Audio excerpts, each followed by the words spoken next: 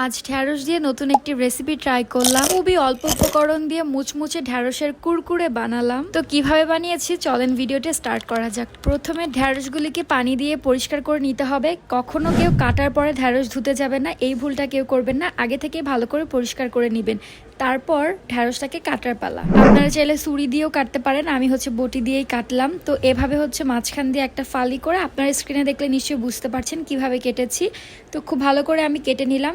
এখন আমি এখানে এক এক করে সব ধরনের উপকরণগুলি দিয়ে দিব। প্রথমে আমি কিছুটা লবণ দিচ্ছি পরিমাপ মতন, তারপর এখানে দিচ্ছি লাল মরিচের গুঁড়া, কিছুটা হলুদের গুঁড়া, এবং এখানে আমি একটুখানি লেবুর রস ব্যবহার করব। এটা কিন্তু আমি আমার স্টাইলে বানাচ্ছি। এটা আমি অনেক আগে দেখেছিলাম, অনেক পরিমাণ ভাইরাল, কিন্তু তখন আমি এটা ট্রাই করিনি। কিন্তু এখন হঠাৎ করে আমার খুব ট্রাই করতে ইচ্ছা করলো, তাই করছি। আমি এখানে চালের গুঁড়া দিয়েছি আর কিছুটা কর্নফ্লাওয়ার দিয়েছি।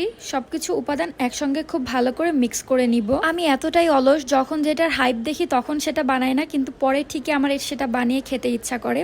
প্যানে আমি কিছুটা তেল দিয়ে দিলাম। প্যানটা গরম করে তেল দিতে হবে। অনেক বেশি ডুবো তেলে ভাজবো না, অল্প তেলে ভাজলেই হবে। অল্প আছে ধীরে ধীরে এটাকে ফ্রাই করতে হবে, তাহলে কিন্তু এটা মুচমুচে হবে, আদারওয়াইজ কিন্তু হবে না, পুড়ে যাবে।